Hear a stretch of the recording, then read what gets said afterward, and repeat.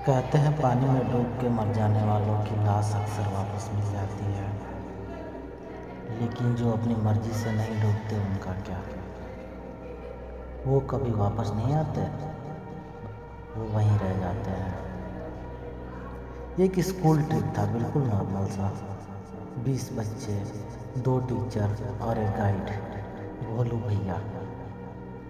टीनू भी था उनमें, 13 साल का, थोड़ा ज़्यादा स्मार्ट, या शायद उसको लगता था कि वो स्मार्ट है। जंगल के बीच से गुजरते हुए सब लोग हंस रहे थे, मस्ती कर रहे थे, लेकिन फिर भोलू भैया रुक गए। उन्होंने हाथ उठाया और धीरे से बोला, यहाँ से आगे काली नदी है। सब बच्चे क्यूरियस हो गए, लेकिन भोले भैया का चेहरा सीरियस था। पानी को हाथ मत लगाना, और वो थोड़ा रुके। सूरज ढलने के बाद यहाँ अकेले भी मत आना।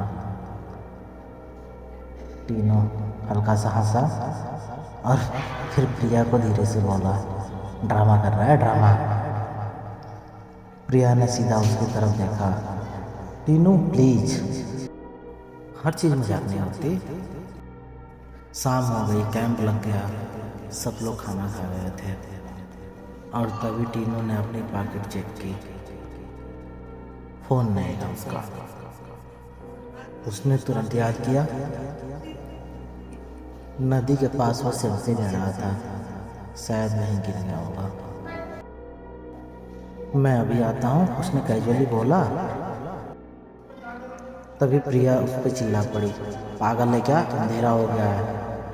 तीनों बोला, 1 मिनट लगेगा बस, टार्च है मेरे पास। तीनों बोल के वो निकल गया। जंगल अब अलग लग रहा था। रात में वही रास्ते अजीब हो गए थे। टॉर्च की रोशनी आगे पड़ रही थी और पीछे सिर्फ अंधेरा। टीनू चल रहा था, लेकिन उससे एक अजीब सी फीलिंग आ रही थी, जैसे कोई और भी चल रहा हो। उसने पीछे मुड़ के देखा, कोई नहीं था। उसने सोचा शायद ओवर थिंकिंग हो रही है, और आगे बढ़ गया। नदी सामने थी, काली, बिल्कुल शांत, जैसे उसमें कुछ हुआ ही ना हो। और फोन वहीं पड़ा था किनारे पर। टिंकू ने झुककर फोन उठाया। उसके फोन की स्क्रीन थोड़ी सी टूटी हुई मिली। थैंक गॉड, उसने हल्की सी सांस ली। आखिरकार मिल तो गया कम से कम। वो मुड़ने ही वाला था कि उसकी नज़र नदी के दूसरे किनारे पड़ गई, और वो रुक गया।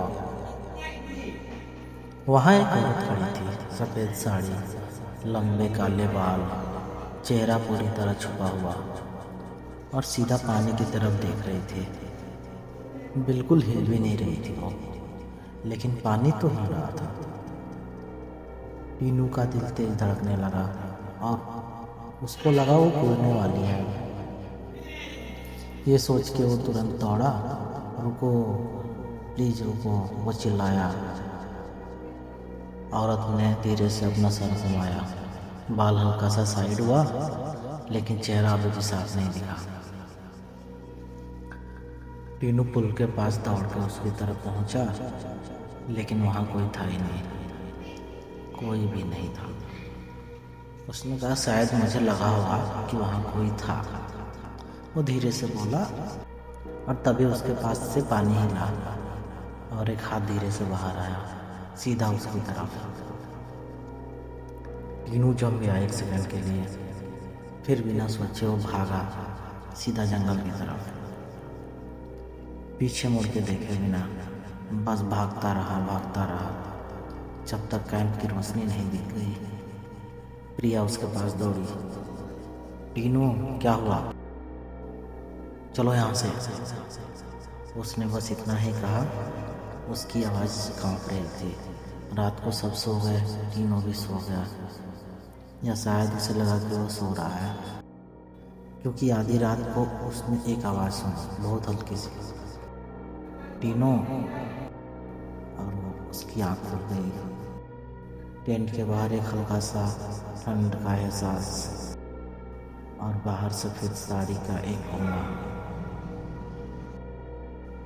तीनों ने तुरंत भोला भैया को जगाया। उन्होंने बाहर देखा और उनका चेहरा सफेद पड़ गया। बोला, ये तो सुधा है। कौन सुधा?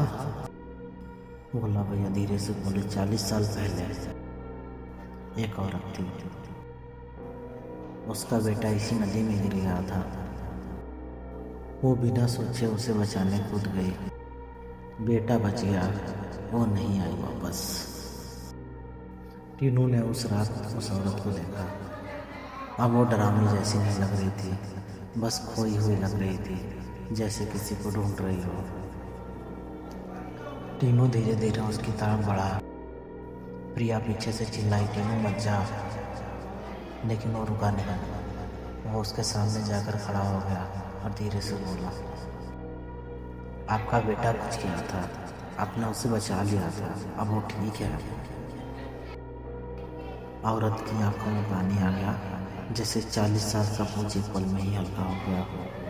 वो धीरे धीरे धुंध बनने लगी और हवा के साथ नदी की तरफ लौट गई। सुबह सब नॉर्मल था, नदी शांत थी, जैसे कुछ हुआ ही नहीं। टीनू घर लौट आया। उसने किसी को कुछ बताया नहीं। रात को जब वो सो रहा था, उसका फ़ोन अचानक ऑन हो गया। स्क्रीन पर एक फ़ोटो थी नदी की रात में, और उस फोटो में पीछे एक सफ़ेद औरत खड़ी थी, हाथ उठाए हुए। लेकिन वो फोटो टीनू ने कभी ली ही नहीं थी। तो फिर किसने ली?